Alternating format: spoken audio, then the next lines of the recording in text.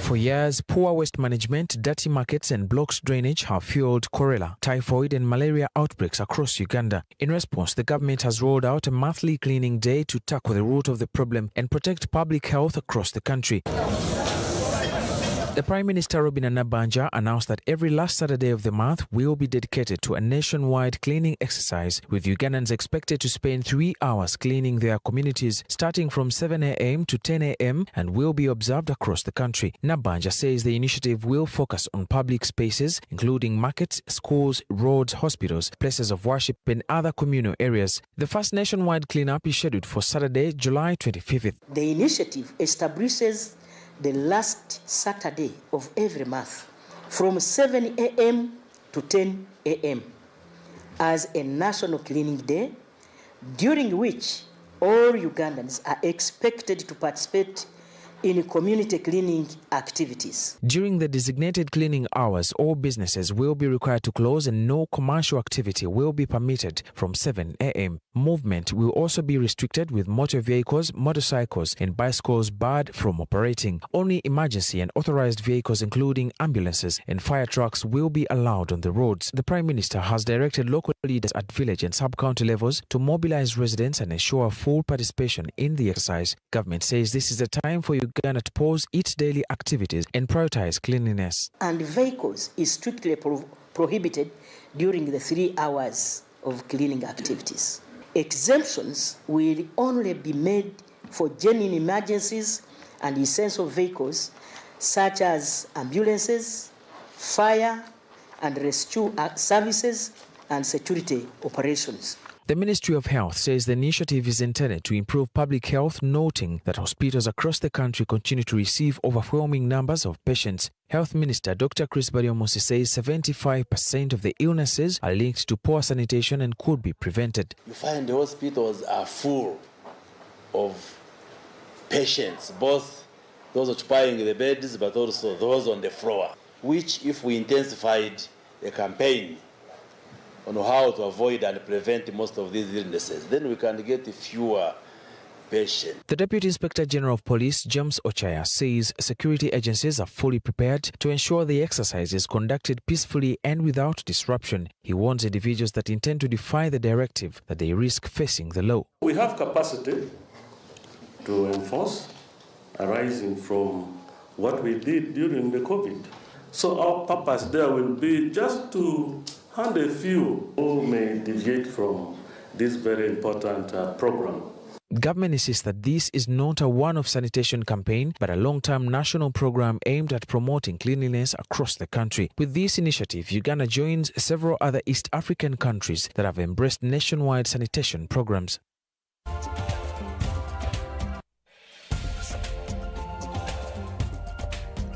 Certainly, this is going to be a very special opportunity to know who loves Uganda and who is lip-servicing patriotism. Well, now as Uganda does embrace the renewed national cleaning culture, the question is, and always will be, what is happening elsewhere within East Africa and across East Africa? Countries are also pushing for cleaner cities, from Rwanda's monthly community work to Tanzania's waste management laws, and then bring in Kenya's plastic ban. We take a look at how Uganda's new drive does compare with the rest in East Africa. Of course, we begin with Tanzania, and Tanzania has been at this for some time, observing its National Environment Cleaning Day on the first Saturday of every month, established to combat issues like unmanaged waste and disease outbreaks. Citizens there, the Tanzanians across major cities and towns, are encouraged to spend their mornings cleaning their local neighborhoods, markets and streets. Again, Tanzanians were in 2021 ordered to make it a habit at the first Saturday of every month, and that is used for cleaning up the environment. Then let's get to Rwanda. They have the Umuganda that takes place every last Saturday of every month and has been around for a very long time, 8 a.m. to 11 a.m. and is one of the most important civic activities in the country, although often described as voluntary. Here is the rider. Umuganda is a mandatory civic duty for all able-bodied Rwandan citizens aged between 18 and 65. The activity plays a major role in making Rwanda one of the cleanest countries in Africa. Regular cleaning of public spaces, strict environmental awareness, and active community participation have transformed cities and rural areas and is like the reason Kigali is frequently praised for its cleanness. Even Burundi every Thursday is dedicated to monitoring compliance with hygiene and sanitation measures. Boy, oh boy, even South Sudan, the government there launched a nationwide cleaning campaign early this year, urging all sectors of society to prioritize sanitation to prevent disease. So here's the big question. Why not Uganda? Like why not Uganda? What is wrong with us? Why not us? Okay, good question there.